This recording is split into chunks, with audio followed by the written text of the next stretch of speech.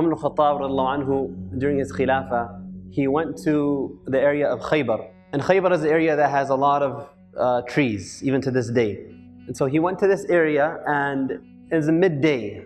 And so he sat leaning against a tree under its shade, and he was taking his qaylula there. Amir al-Mu'mineen, the leader of the whole ummah, and he's taking qaylula underneath a tree. And so he fell asleep. And a woman from the Arab was in the area and saw amongst all of the people, she saw Umar ibn Al-Khattab anhu sitting down, not knowing who he is. And so the narration says she comes to him, فَمَسَّتْ قَدَمَهُ. She tried to wake him up by touching his feet. So Umar Al-Khattab wakes up and he sees this lady, and so he says, مَا لَكِ مَا حَاجَتُكِ يَا أَمَةَ اللَّهِ. Like, what's going on? What's your need, O servant of Allah? And so she responds by first saying, تَوَسَّمْتُ فِيكَ الْخَيْرِ. That of all the people that I've seen, I see some goodness in your face. He's asleep, and she still sees goodness in his face. So she says, I see something good in you. And she says that Amir al-Mu'mineen, again not knowing this is Amir al-Mu'mineen she's speaking with, sent to us, she's from out of town, and she says, she sent to us last year Muhammad ibn Maslama to collect the money from the rich and to give it to the poor, to collect the zakah and distribute it to the people of that area. And she says that, but he didn't give me anything. وَأَنَا إِمْرَأَةٌ مُؤْتِمَةٌ. She says, and I'm a woman who takes care of orphans, but he didn't give me anything. And so she says, the news has reached us that Amir al-Mu'mineen is again sending the same man, Muhammad ibn Maslama, to our area again to collect the zakah and give it again. And so I'm afraid I'm not going to get the zakah a second time in a row, you know. So she says, this is where she said at the beginning, تَوَسَّمْتُ فِيكَ الْخَيْرِ. I see some goodness in you. She's saying, so can you come with me to Muhammad ibn Maslama? Come with me to him and let's talk to him. So that way, inshallah, when he comes in the coming year, he'll make sure he doesn't leave me out, right? So Umar al-Khattab, his servant boy was next to him. His name was Yarqa. And so he tells Yarqa, go to Muhammad ibn Maslama and call him to us. And so the woman, she kind of got startled by that. And she says, Inni lam urid hadha. Like, this is not what I intended. I wanted you to come with me, we go to him. Like, if I'm asking for a favor, like, it looks bad if I'm telling him to come to me, right? So she says, let's go together. And Umar al-Khattab says, it's okay. If he doesn't come to us, we'll go to him. So Yarqa goes to Muhammad ibn Maslama and he tells him, Amir al-Mu'mineen yad'uk. So the narration says, فَاسْتَنْكَرَ هَذَا. He didn't like that. Like, he knew at this time, the midday, if Umar al-Khattab is calling you, it's because of an issue.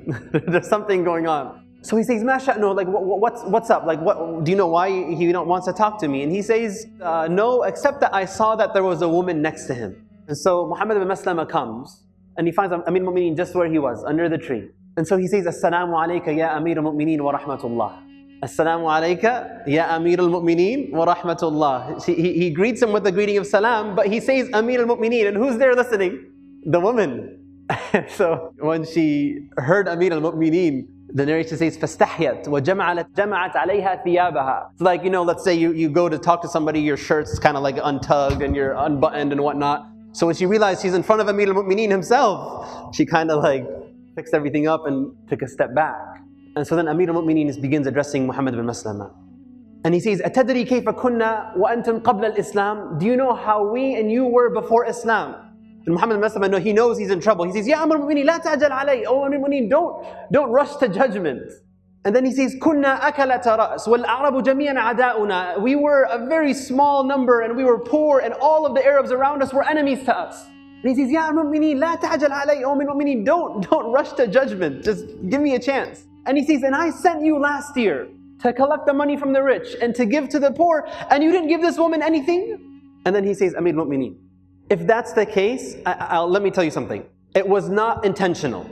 Either أخطأتها, I missed her, I just messed up, or maybe she didn't even come to me in the time when I was there. But it wasn't intentional. Umar al-Khattab anhu tells him, then in the coming year, this year when you are going to go there, make sure you give her the zakah from last year and the zakah from this year as well. And then he tells the woman, Ilhaqi ila Khaybar, go to Khaybar and we will amur laki, I am going to give you as well something now to go back to where you came from. So this narration is very interesting, but there's just a couple points I wanted to mention from it. And the first is the mercy and the lutf of Allah. The mercy of Allah. I mean, this woman is in a land she doesn't know anyone in. And from all the people she could have went to ask for help, who did Allah guide her to? Amir al-Mu'mineen. And the mercy of Allah, not just to her, but to the orphans she's taking care of, that they are now being provided for. The mercy and lutf of Allah to Umar anhu himself. Now why is it mercy to Umar? He's trying to take a nap and his nap is disturbed and now he has to deal with this issue. One day he gets a little bit of rest. He's a leader of the believers. Allah subhanahu wa ta'ala didn't want for Umar ibn Al-Khattab on the day of judgment to come and meet him, and there is a complaint that someone has against him. So Allah brought this woman to Umar while he is asleep so that he could take care of her affair and not have this responsibility on his shoulders on the day of judgment. SubhanAllah. And it brings a question. When you and I are presented with issues of somebody in need, somebody who requires something, somebody who asks some assistance, do we look at it as an annoyance or as an opportunity? The spirit of a believer, when these opportunities come, how do we look at them? As an annoyance, as a fatigue, as an issue that bothers us, or as an opportunity, right? Umar ibn Al-Khattab, he was a man who would take his responsibility very seriously, right? When he would do his nightly patrols, and he would, in the middle of the night, walk around Medina, look for anybody who is in need. So one time he's walking and he finds a man standing outside of a tent, and he hears the cry of a woman inside. And so he goes to him, and he hears the cry, so he goes to him and he finds him and he says, "What's going on?" And he says, "My wife is about to give birth, she's in labor and there's nobody to help her." So Umar al-Khattab, he right away goes to his wife, Kulthum bint Ali radhiallahu anhuma. The daughter of Ali was his wife, Kulthum. And you know what? What's very interesting, the wording he used to address her. He says, هَلْ لَكِ فِي أَجْرٍ سَاقَهُ اللَّهُ إِلَيْكِ. Would you like to have some ajr that Allah has brought to your doorstep? Allah has brought an opportunity for you to come. And she says, "What's going on?" And he explains to her and he says, "Yes." And so she goes and she helps deliver the baby. And Umar al-Khattab took some food also when he left to cook for them. And so he's cooking while his wife is helping deliver the baby of the man's wife. And then Kulthum comes out from the tent and says, "Tell your friend that, his wife gave birth." But he says, "Amir al-Mu'mineen, tell your friend." The man didn't know that was Amir al-Mu'mineen. Right? And so when he realized that, he was again shocked. But the point being, هَلْ لَكِ مِنْ فِي أَجْرٍ سَاقَهُ اللَّهُ إِلَيْكِ. There's an opportunity Allah has brought to your doorstep for some ajr.